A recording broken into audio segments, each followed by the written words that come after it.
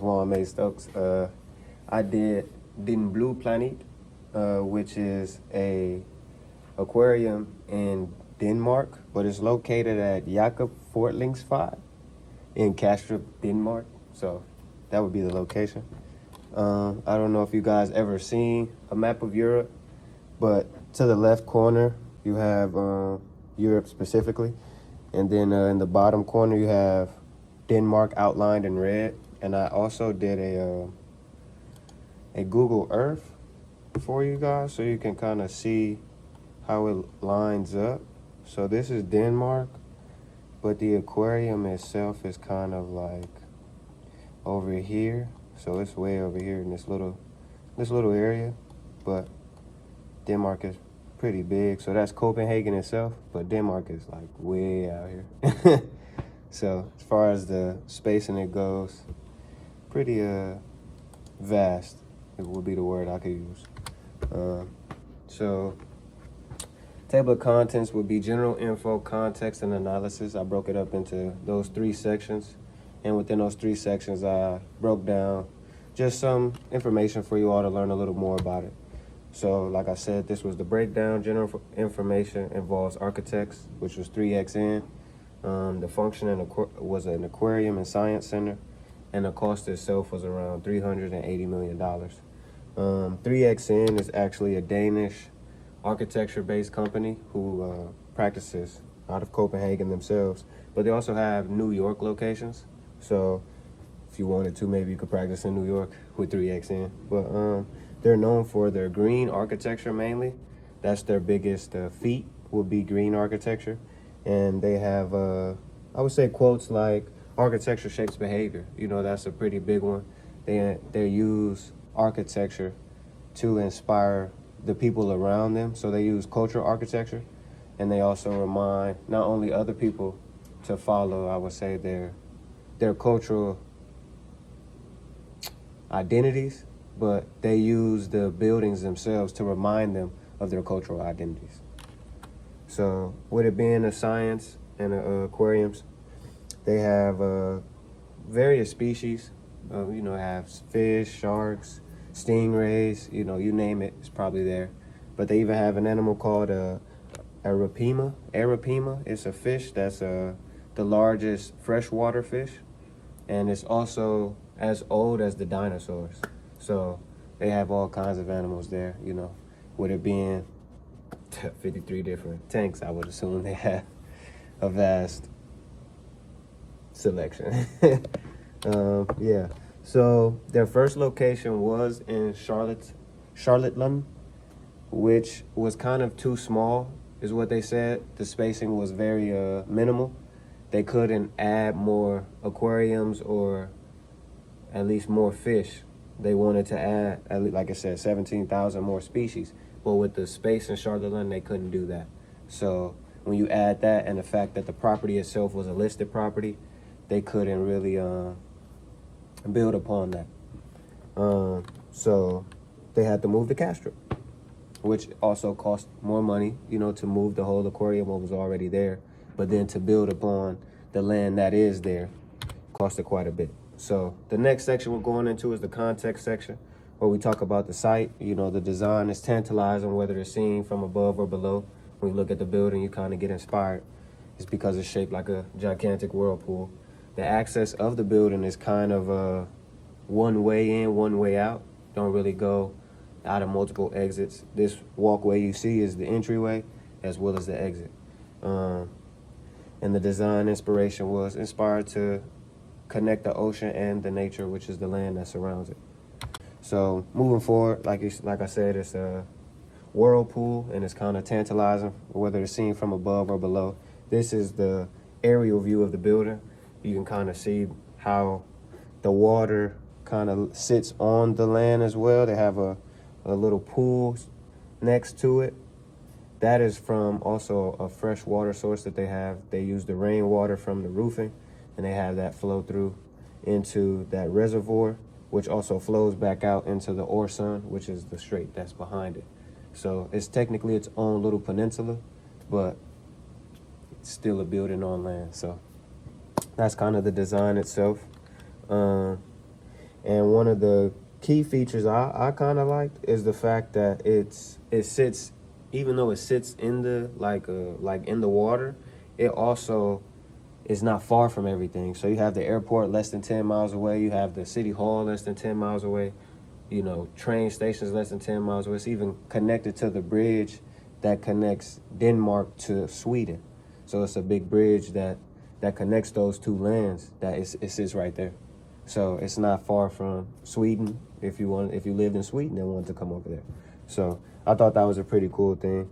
The building itself has like at least a few, 3-4 awards that I saw. Some like the display award at the World of Architecture Festival. They got the best building award, or best building in a prestigious world award. So this aquarium is pretty nice, pretty neat with the way they built it. Continuing on, the building context, this would be an exterior elevation. So like I said, it looks really nice, whether you see it at night, day, above, below, however you see it, it kind of changes your view. That's how they designed it with, you know, the key, I would say, materials they used. It allowed them to make a facade that not only distracts the viewer, but it allows every person that comes and see it to get a different feel for it. It's not the same thing for everybody. So from there, this is, like I said, the main entrance. This is that reservoir I was talking about, how it sits just right there next to the building. And like I said, it grabs each person because it's a vortex with arms. So you're coming in and you see these arms just sitting there surrounded by water. You kind of just already get amazed with the backdrop that it has, let alone going inside and seeing the aquarium itself. So moving forward, you have an analysis of the building, kind of going into details of why they have land and water meeting, or what the minimal resource consumption was. Like I said, with the rainwater function, it allows them to just use less energy. I mean, they're also using a lot of energy, period, but that's the way they use less energy. So this is the interior. As you can see, you have the various different, 53 different like spaces for animals and creatures. But like I said, that one entrance and exit, you come into this natural flow here. Everybody comes in here. This is kind of like the center meeting area, where over here you have restaurants and school services and stuff. So this is kind of for everybody.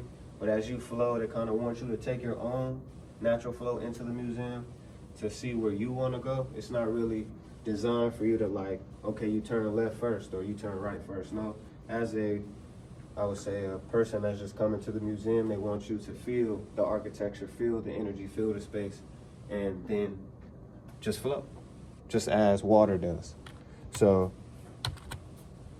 this will be how it's set up, the different spaces. You got like the Sea Otter Museum, Piranha Museums, tropical touch pools, and they also have a lot of spaces like this water playground out here for children. So it's very innovative, not only in a space where you get to learn about the sea or learn about, you know, just science in itself, because it's very educational. They also have a space for children just to learn and have fun as well. So continuing on, they had, like I said, with the facade, the materials they used were like aluminum sheets. They used a bunch of aluminum sheets to then make what they would call, let me see. Well, I don't think they had a specific name for it, but the sheets they used were iron cladding and with steel framing uniform aluminum sheets that made the project not only unique, but it kept them under budget.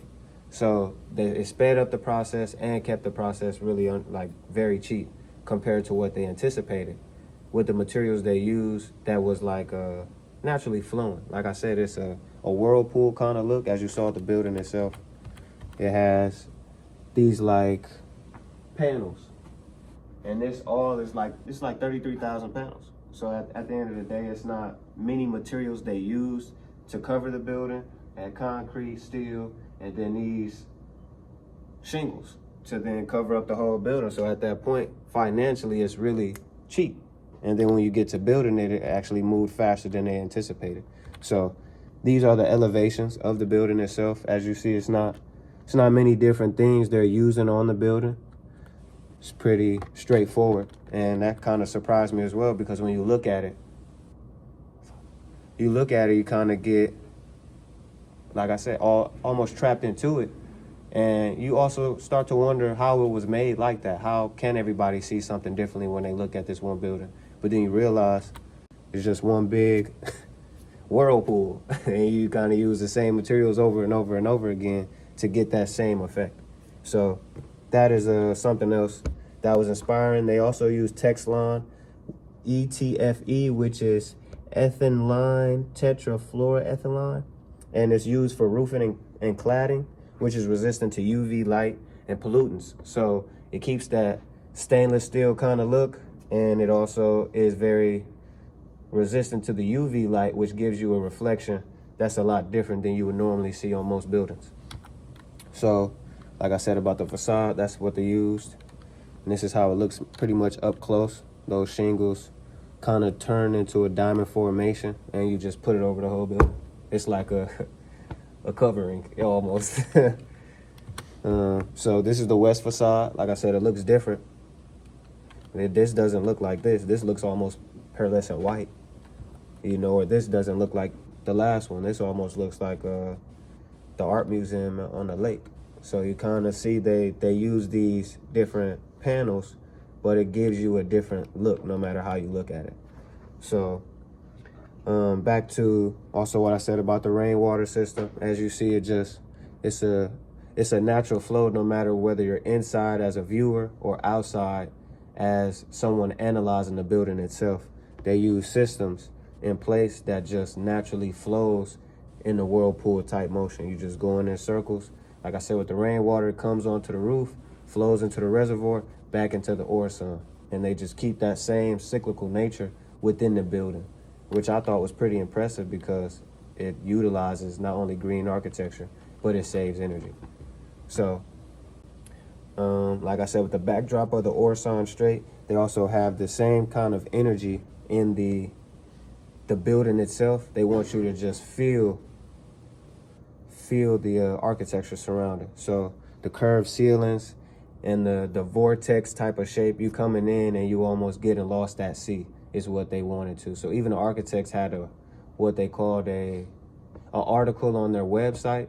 Every building they made, they put articles for the website, and the title was like Getting Lost at Sea. They wanted you to come in and just feel everything surrounding you. Wanted you to be in the water. They wanted you to be with the sharks and stingrays. So that was something that was pretty exciting to see, because they didn't even use all the space like I wrote down here. They used over 70% of the space, but they saved 30% with the design type, so they can add more exhibits if they wanted to. So it kind of looks like it's no room, but then again it is. So this is the overview of the interior. Like I said, they want you to flow in and go into these different spaces. And here's my summary opinion. I kind of said, after a detailed exploration, the Blå Planet was captivating. It was awe-inspired. The fluidity and organic shapes made reflection of water a shocking surprise. Sitting on a peninsula connecting land and sea masses, the building exhibits all the more an inspiring feeling. I said the design maximizes the use of light and a sense of marine life, making energy output minimum. The only issue would be the energy that it used, but the rainwater systems was pretty impressive to help things stay in a natural flow. So I said it emphasized the importance of animals and it tells the story beneath the sea. So that will be the Blå Planet, and this is the aquarium in Denmark.